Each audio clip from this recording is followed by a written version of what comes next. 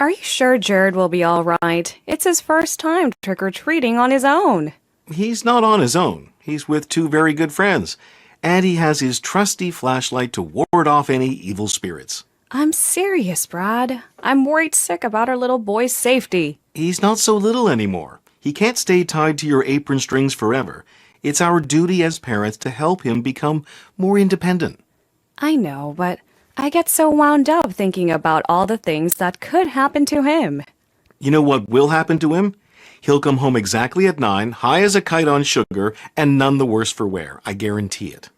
I know you're right, but I'm going to worry about him until he does.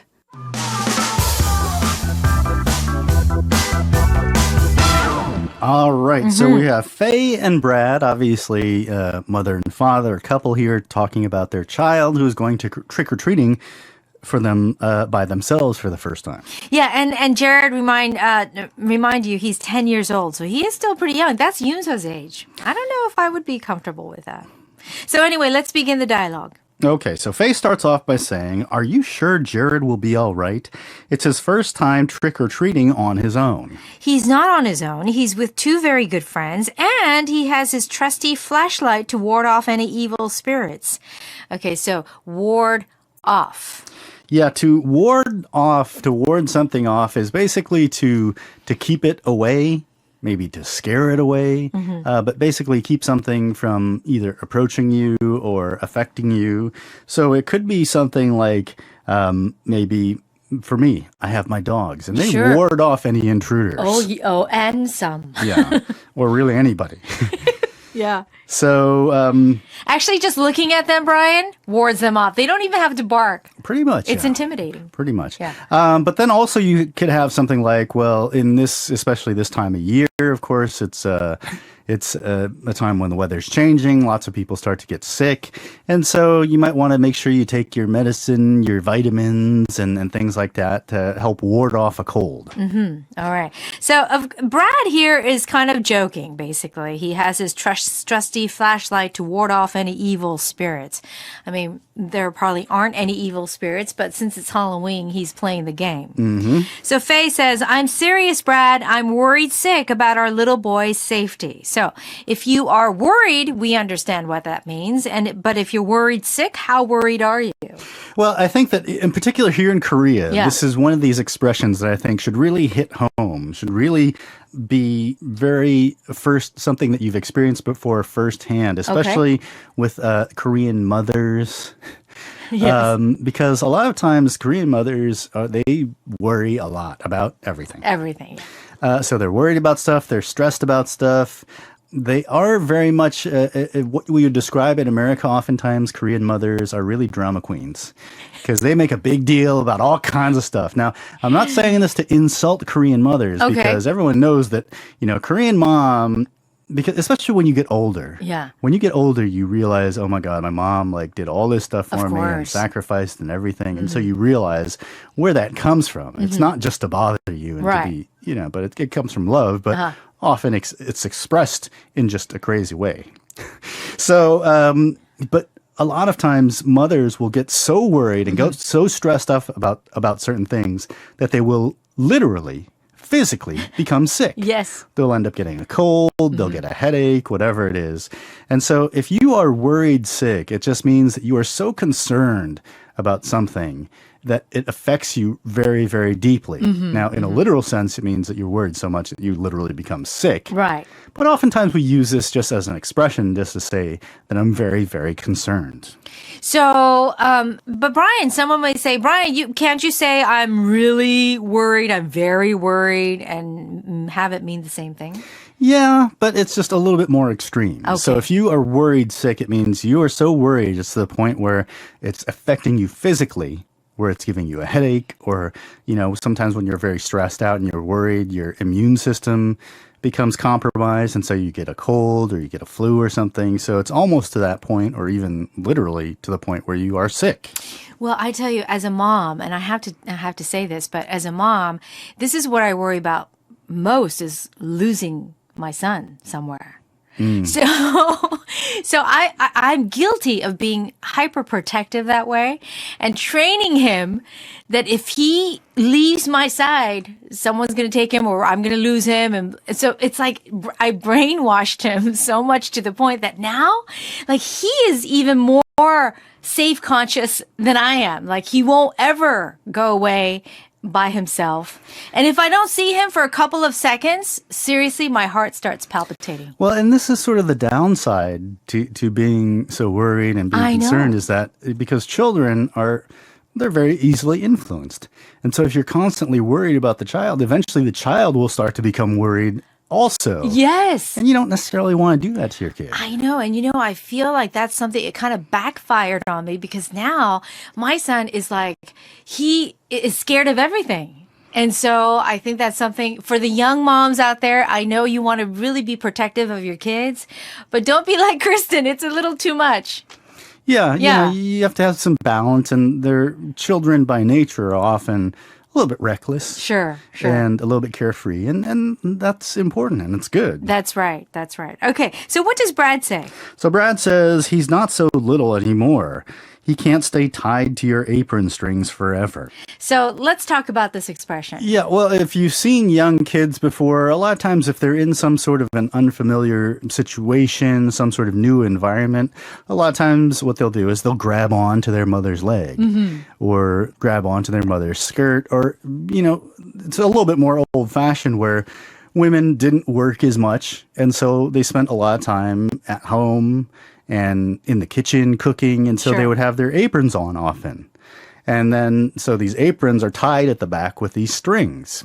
So if a child was holding on to the apron strings or tied to the apron strings, it basically meant that they were just always with their mother. And then there's a different expression, which means to cut the apron strings, which means to force your child to be independent. Yeah. So in this case, when you say, when Brad says he can't stay tied to your apron strings forever, it just means you can't take care of him all the time. You can't watch over him. Sure. The child has to grow up and has to learn how to be independent Yeah. at some point or another. Well said. And he says, after that, Yeah, he says it's our duty as parents to help him become more independent. okay. And Faye says, I know, but I got so wound up thinking about all the things that could happen to him. So if you get wound up, Yeah, if you get wound up, it means that you're very anxious, you're very excited, or maybe even nervous. Yeah, Okay. so a lot of times people will, like if you, for example, you drink a lot of coffee and you get really wound up. Yeah, a little too excitable. And Brad says, you know what will happen to him? He'll come home exactly at 9, high as a kite on sugar, and none the worse for wear. I guarantee it. All right, so we have the expression high as a kite, and importantly, on sugar. Yeah, so the expression high as a kite, basically, in a general sense, refers to something that is very far up somewhere. Now, it is almost always it's almost always used in a situation where a person is, they're under the influence of drugs, often maybe alcohol. And a lot of times when you use drugs or you use alcohol or these other sort of illicit things, it elevates your mood. Sure. So you get in a really good mood. And so we describe this as being high. Sometimes people, when they run, when you start running, it's unpleasant and it's painful and it hurts. But then after a while, your endorphins kick in Right. and your body reacts in a way that you feel literally almost like you're on drugs. And so we call this a runner's high. So this high is basically just an elevated state of mind. It's an elevated mood. But when we say high as a kite, usually we're referring to people who are on drugs. They're in a very good mood because they've been taking some kind of a substance. But in this case, he's saying high as a kite. And a kite, of course, is the thing that we fly in the air. And so that just goes very high up in the sky, right?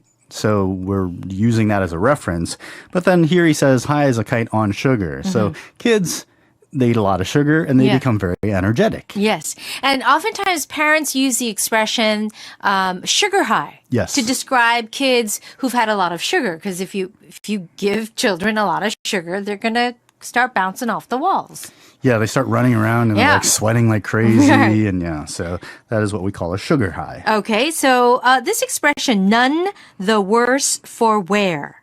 What could this possibly mean? Yeah, when you describe something or someone as being none the worse for wear, it basically means that they've gone through some kind of a difficult experience. They've gone through something, but in the end, they're okay. So, you know, they might have like maybe you got into a car accident and you've got some scratches and bumps and whatever, but you're none the worse for wear. So it means that maybe you got some small injuries, but generally you're fine. You're fine. So maybe they'll be a little bit high on sugar, he says, but they'll be fine. Yes. He says, I guarantee it. And Faye says, I know you're right, but I'm going to worry about him until he does. Let's listen to that dialogue one more time. Are you sure Jared will be all right? It's his first time trick-or-treating on his own. He's not on his own. He's with two very good friends. And he has his trusty flashlight to ward off any evil spirits. I'm serious, Brad. I'm worried sick about our little boy's safety. He's not so little anymore. He can't stay tied to your apron strings forever. It's our duty as parents to help him become more independent. I know, but I get so wound up thinking about all the things that could happen to him. You know what will happen to him? He'll come home exactly at 9, high as a kite on sugar, and none the worse for wear. I guarantee it. I know you're right, but I'm going to worry about him until he does.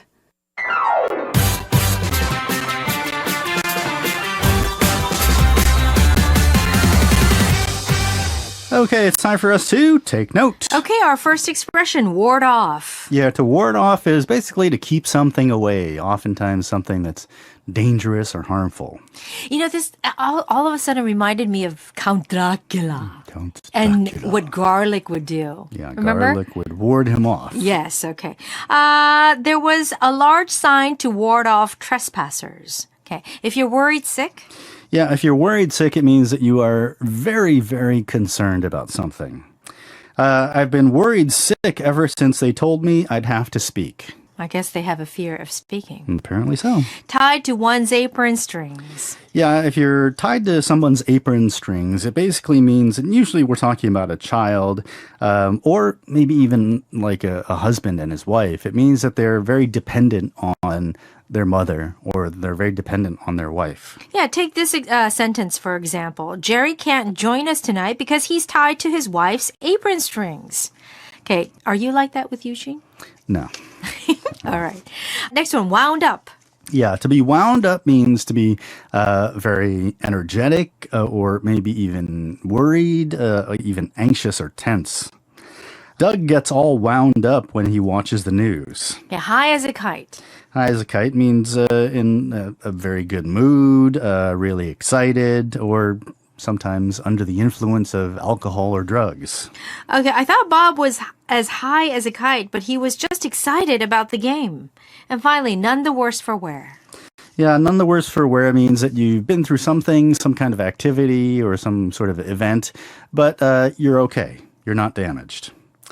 Amazingly, he finished the marathon none the worse for wear. That's JB. Okay, I don't know if we can announce this, but I will. RPD actually ran a, 41K? He ran a full marathon. A full marathon. This is how, insanely athletic and, he is. Yeah, so that's about 42 kilometers more than I can run. Well, I tried a 5 kilometer and I just I think I ran for 1 kilometer and I walked most of the way. All right. Okay. Well, it is just about time for us to wrap things up. The quiz question from Friday, we were talking about the expression, and so it meant to say something that you regret or to not say something. And so I gave you two choices. The correct answer is bite your tongue. Bite your tongue. And today, of course, we've got another quiz question for you. Now, today in America is a big holiday. It's a big special day. what day is it? Oh my, so difficult. Okay, if you know the answer, go to our homepage, put it up in the quiz answer folder. Of course, we got to thank our sponsors. Big thank yous going out to Universal Music for giving away free music CDs, EBS 랑에서 온라인 무료 수강권, 한국 토익 위원회에서 토익 스피킹 무료 응시권, and 중앙 데일리에서 뉴욕 타임스 구독권을 드립니다.